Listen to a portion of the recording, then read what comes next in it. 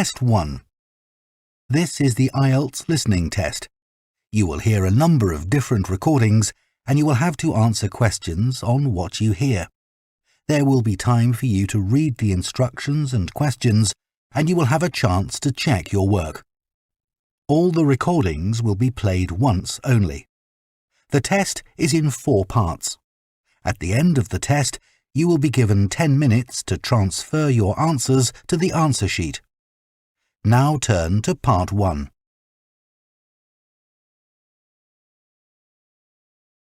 Part 1. You will hear a woman called Jan phoning a man about their local conservation group. First, you have some time to look at questions 1 to 5.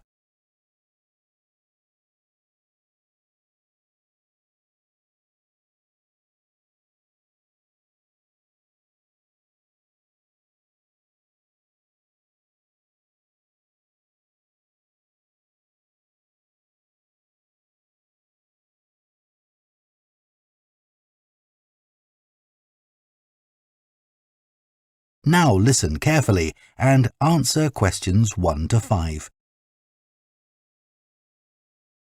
Hello? Oh, hello. My name's Jan. Are you the right person to talk to about the Buckworth Convervation group? Yes, I'm Peter. I'm the secretary. Good. I've just moved to this area and I'm interested in getting involved. I was in a similar group where I used to live. Could you tell me something about your activities, please? Of course. Well, we have a mixture of regular activities and special events. One of the regular ones is trying to keep the beach free of litter. A few of us spend a couple of hours a month on it, and it's awful how much there is to clear. I wish people would be more responsible and take it home with them. I totally agree. I'd be happy to help with that. Is it okay to take dogs? I'm afraid not, as they're banned from the beach itself. You can take them along the cliffs, though, and children are welcome. Right. We also manage a nature reserve, and there's a lot to do there all year round. For example, because it's a popular place to visit, we spend a lot of time looking after the paths and making sure they're in good condition for walking. I could certainly help with that. Good. And we have a programme of creating new habitats there. We've just finished making and installing nesting boxes for birds to use, and next we're going to work on encouraging insects. They're important for the biodiversity of the reserve. They certainly are. Oh, and we're also running a project to identify the different species of butterflies that visit the reserve. You might be interested in taking part in that. Sure. I was involved in something similar where I used to live, counting all the species of moths. I'd enjoy that. Another job we're doing at the reserve is replacing the wall on the southern side, between the parking area and our woodshed. It was badly damaged in a storm last month. Okay. Before you hear the rest of the conversation, you have some time to look at questions 6 to 10.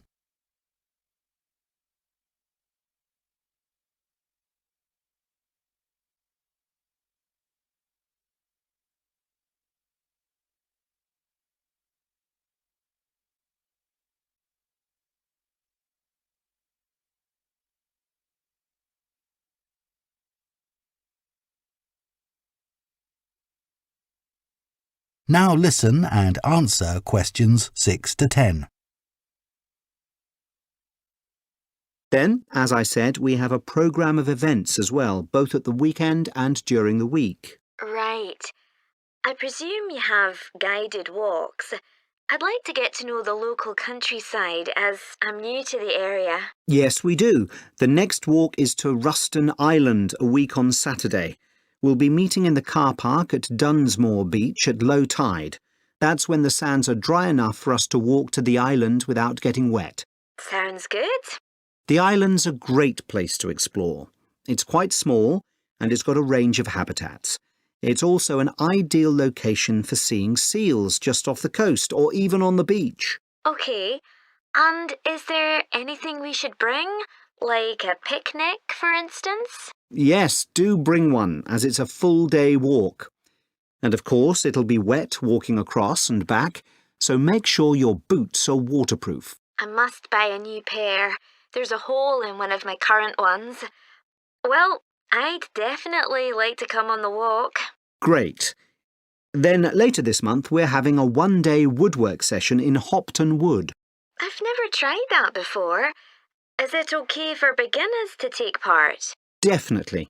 There'll be a couple of experts leading the session, and we keep the number of participants down, so you'll get as much help as you need. Excellent. I'd love to be able to make chairs. That's probably too ambitious for one day. You'll be starting with wooden spoons, and of course learning how to use the tools. And anything you make is yours to take home with you. That sounds like fun. When is it? It's on the 17th from 10 a.m. until 3. There's a charge of £35, including lunch, or £40 if you want to camp in the wood. I should think I'll come home the same day. Well, I'd certainly like to join the group. It sounds like you've got... That is the end of Part 1. You now have half a minute to check your answers to Part 1.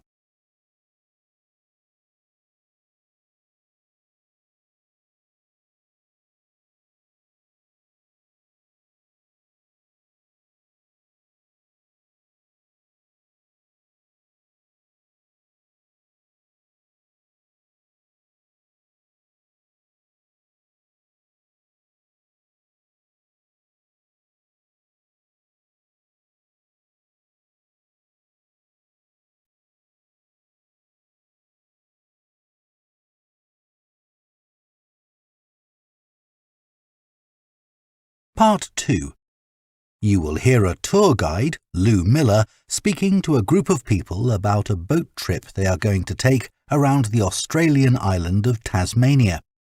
First, you have some time to look at questions 11 to 14.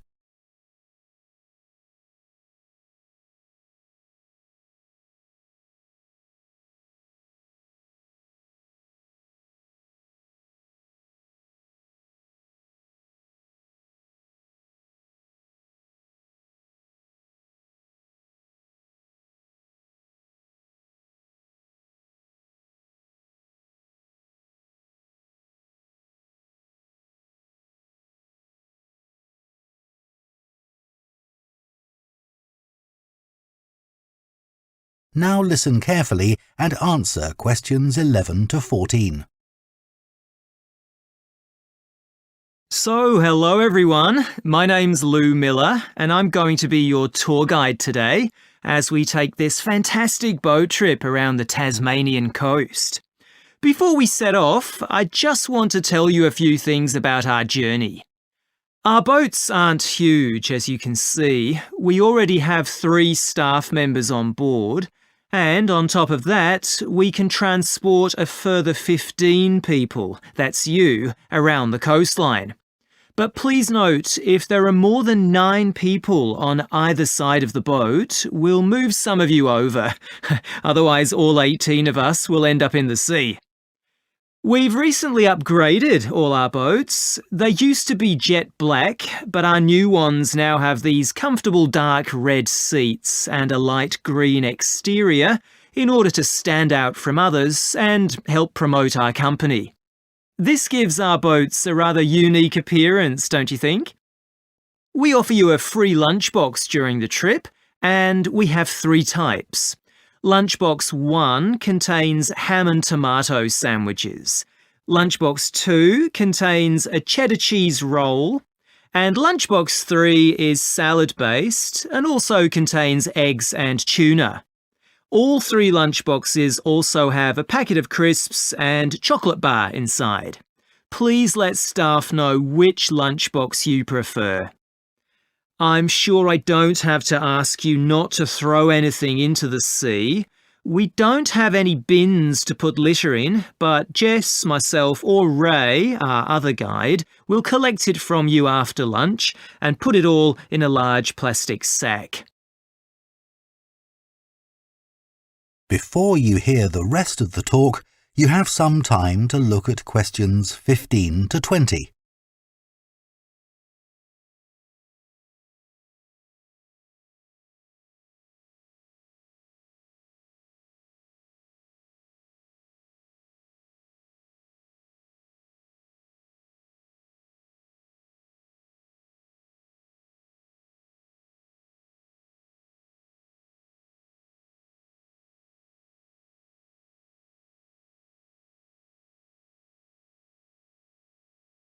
Now listen and answer questions 15 to 20. The engine on the boat makes quite a lot of noise, so before we head off, let me tell you a few things about what you're going to see. This area is famous for its ancient lighthouse, which you'll see from the boat as we turn past the first little island. It was built in 1838 to protect sailors, as a number of shipwrecks had led to significant loss of life. The construction itself was complicated, as some of the original drawings kept by the local council show. It sits right on top of the cliffs in a very isolated spot. In the 19th century, there were many jobs there, such as polishing the brass lamps, chopping firewood, and cleaning windows that kept lighthouse keepers busy. These workers were mainly prison convicts until the middle of that century, when ordinary families willing to live in such circumstances took over. Some of you have asked me what creatures we can expect to see. I know everyone loves the penguins, but they're very shy and unfortunately tend to hide from passing boats. But you might see birds in the distance, such as sea eagles, flying around the cliff edges where they nest. When we get to the rocky area inhabited by fur seals, we'll stop and watch them swimming around the coast. They're inquisitive creatures, so don't be surprised if one pops up right in front of you. Their predators, orca whales, hunt along the coastline too, but spotting one of these is rare. Dolphins, on the other hand, can sometimes approach on their own or in groups as they ride the waves beside us. Lastly, I want to mention the caves. Tasmania is famous for its caves, and the ones we'll pass by are so amazing that people are lost for words when they see them. They can only be approached by sea, but if you feel that you want to see more than we're able to show you, then you can take a kayak into the area on another day, and one of our staff will give you more information on that. What we'll do is to go through a narrow channel past some incredible rock formations, and from there we'll be able to see the openings to the caves, and at that point we'll talk to you about what lies beyond. That is the end of Part 2. You now have half a minute to check your answers to Part 2.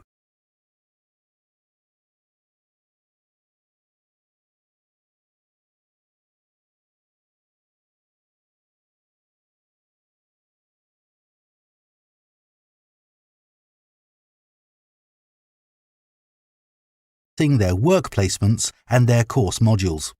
First, you have some time to look at questions 21 to 26.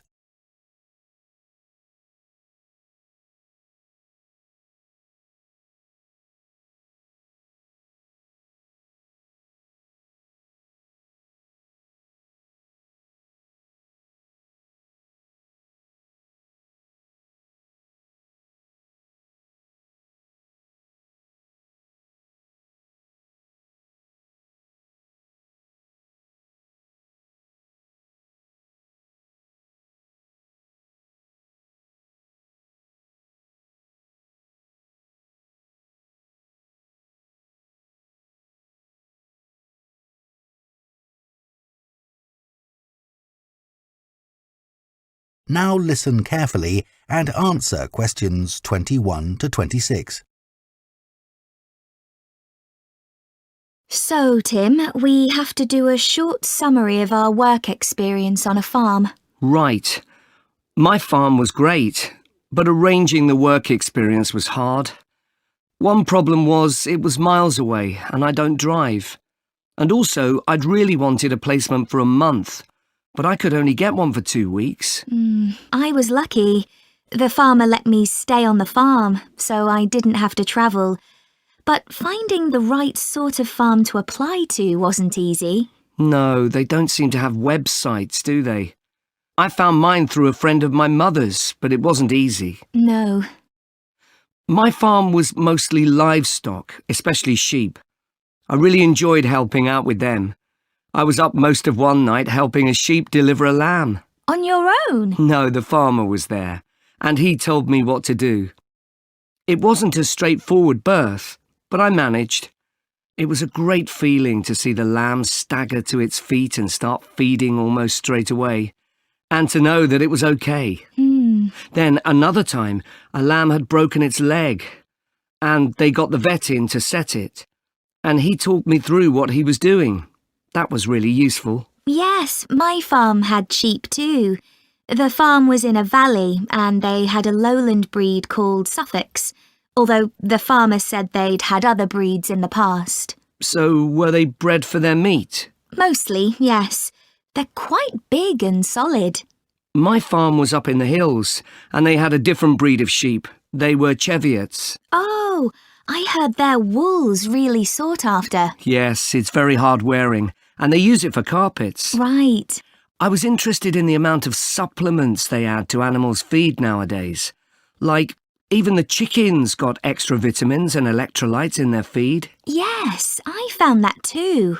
And they're not cheap. But my farmer said some are overpriced for what they are, and he didn't give them as a matter of routine, just at times when the chickens seemed to particularly require them. Yes, mine said the same. He said certain breeds of chickens might need more supplements than the others, but the cheap and expensive ones are all basically the same. So, did your farm have any other livestock, Diana? Yes, dairy cows. Oh, I made a really embarrassing mistake when I was working in the milk shed. Some cows had been treated with antibiotics, so their milk wasn't suitable for human consumption, and it had to be put in a separate container. But I got mixed up, and I poured some milk from the wrong cow in with the milk for humans, so the whole lot had to be thrown away. The farmer wasn't too happy with me. I asked my farmer how much he depended on the vet to deal with health problems. I'd read reports that the livestock's health is being affected as farmers are under pressure to increase production. Well, he didn't agree with that, but he said that actually some of the stuff the vets do, like minor operations, he'd be quite capable of doing himself. Yeah, my farmer said the same, but he reckons vet skills are still needed. Before you hear the rest of the conversation, you have some time to look at questions 27 to 30.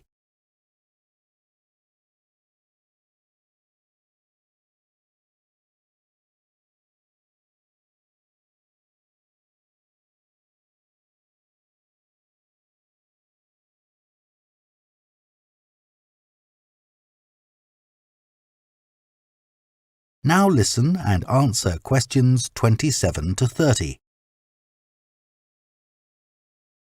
Now we've got to give a bit of feedback about last term's modules. Just short comments, apparently. Shall we do that now? OK, so medical terminology. Well, my heart sank when I saw that, especially right at the beginning of the course, and I did struggle with it. I thought it'd be hard, but actually I found it all quite straightforward.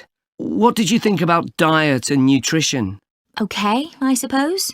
Do you remember what they told us about pet food and the fact that there's such limited checking into whether or not it's contaminated?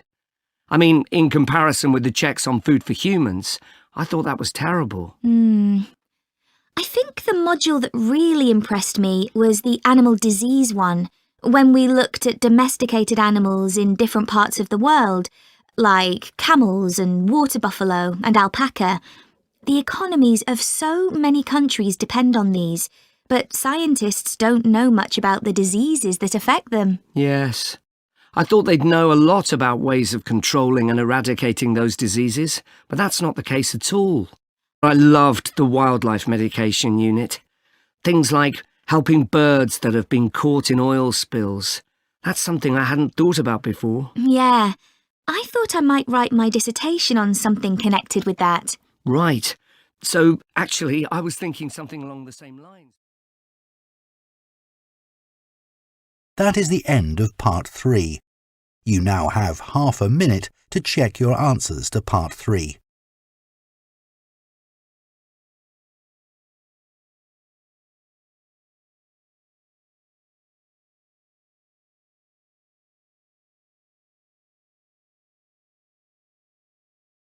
Part 4.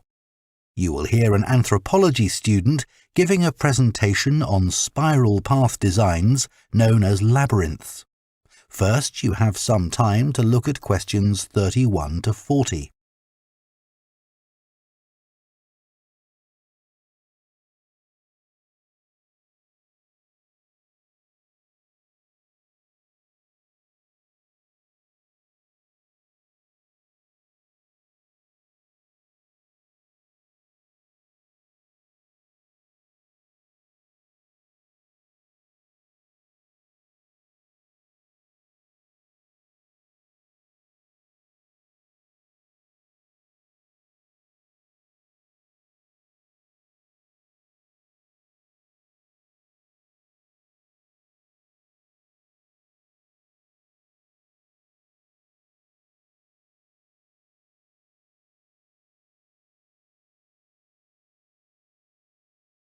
Now listen carefully and answer questions 31 to 40.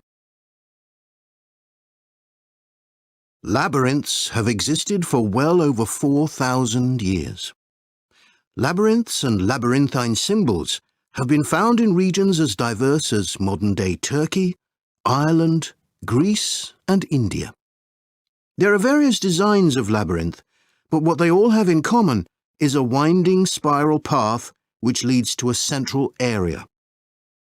There is one starting point at the entrance, and the goal is to reach the central area. Finding your way through a labyrinth involves many twists and turns, but it's not possible to get lost, as there is only one single path. In modern times, the word labyrinth has taken on a different meaning, and is often used as a synonym for a maze. A maze is quite different, as it is a kind of puzzle with an intricate network of paths. Mazes became fashionable in the 15th and 16th centuries in Europe and can still be found in the gardens of great houses and palaces. The paths are usually surrounded by thick, high hedges so that it's not possible to see over them.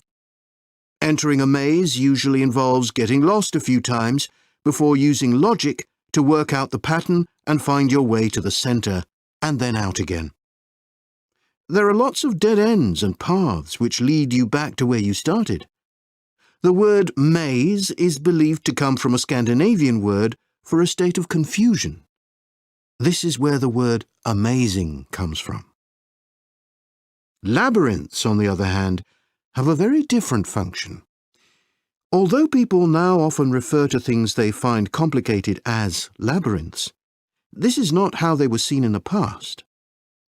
The winding spiral of the labyrinth has been used for centuries as a metaphor for life's journey. It served as a spiritual reminder that there is purpose and meaning to our lives, and helped to give people a sense of direction.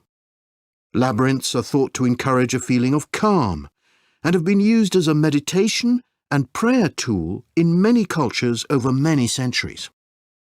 The earliest examples of the labyrinth spiral pattern have been found carved into stone, from Sardinia to Scandinavia, from Arizona to India to Africa. In Europe, these spiral carvings date from the late Bronze Age. The Native American Pima tribe wove baskets with a circular labyrinth design that depicted their own cosmology. In ancient Greece, the labyrinth spiral was used on coins around 4,000 years ago. Labyrinths made of mosaics were commonly found in bathhouses, villas and tombs throughout the Roman Empire. In northern Europe, there were actual physical labyrinths designed for walking on. These were cut into the turf or grass, usually in a circular pattern. The origin of these walking labyrinths remains unclear, but they were probably used for fertility rites, which may date back thousands of years. 11 examples of turf labyrinths survive today, including the largest one at Saffron Walden, England, which used to have a large tree in the middle of it.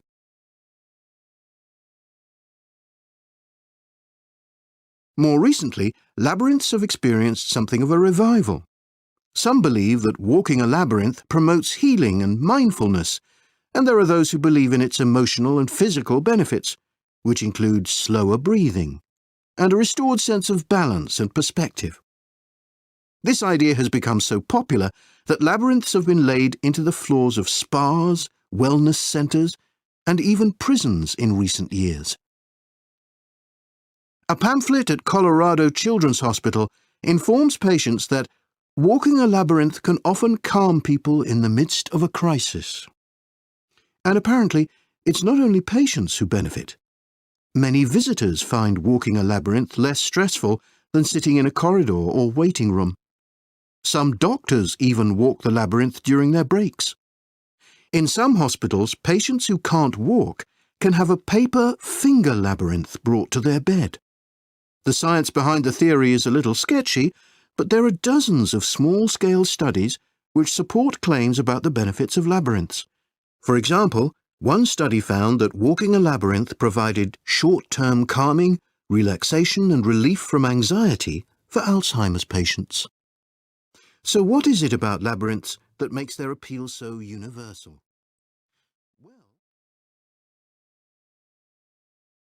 That is the end of Part 4. You now have 1 minute to check your answers to Part 4.